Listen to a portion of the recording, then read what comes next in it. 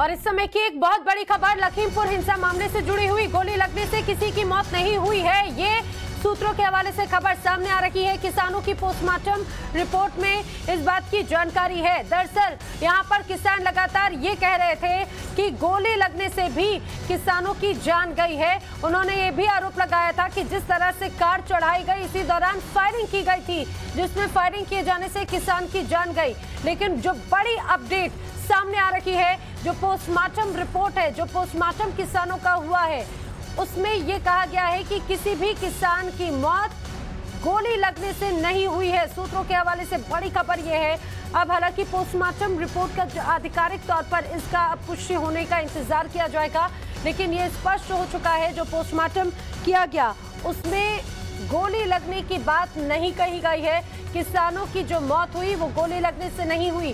हाँ, इस दौरान गंभीर रूप से घायल हुए थे, क्योंकि जो तस्वीरें सामने आई उसमें कार चढ़ा देने का मामला सामने आया था। आदर्श मेरे सहयोगी ज्यादा जानकारी के साथ में जुड़ रहे हैं। जी आदर्श, क्या अपडेट है? देखिए, अभी जो हमारे सूत्र बता रहे हैं उसके मुताबिक कि जितनी भी मौतें हुई हैं वहां पर, उसमें किसी की भी मौत गोली लगने की वजह से नहीं हुई है। हालांकि जैसा कि आपने कहा कि ये आधिकारिक तौर पर कंफर्म नहीं किया गया है कि ये सही बात है या नहीं, लेकिन जो हमारे सूत्र बता रहे हैं उसके मुताबिक पोस्टमार्टम रिपोर्ट को वीडियोग्राफी उसकी करवाई गई है और उसमें ये देखा गया है कि क्या मौत का कारण गोली लगना या फिर कुछ और था। तो उसमें सभी को इंजर्ड बताया गया है, लेकिन गोली लगने की वजह से किसी की मौत हुई ऐसा नहीं है। हालांकि अब से कुछ देर बाद हो सकता है कि यहाँ पर जो जिले के कप्तान है, एसपी है, वो इस मामले पर अपना बयान दे सकते हैं। लेकिन अभी तक जो हमारे सूत्र बता रहे हैं उसके मुताबिक जितनी भी मौतें हुई हैं सिर्फ चोट लगने की वजह से हुई हैं। बिल्कुल आदर्श, पोस्टमार्टम रिपोर्ट का इंतजार करना होगा मुझे लगता है। कब तक पोस्टमार्टम रिपोर्ट सामने आ जाएगी और इस बात की और पुष्टि हो जाएगी?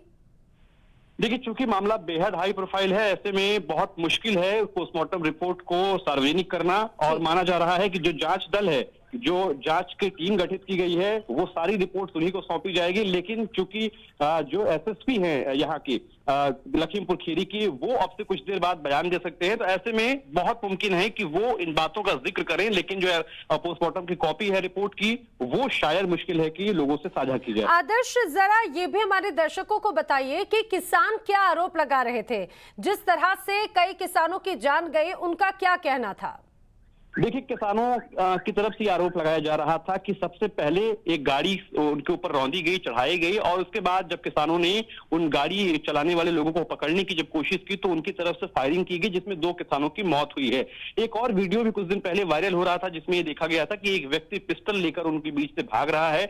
हालांकि पोस्टमार्टम रिपोर्ट में इस बात की पुष्टि नहीं हुई है अभी तक। जो हमारे सूत्र बता रहे हैं कि किसी की भी मौत गोली लगने की वजह से हुई है।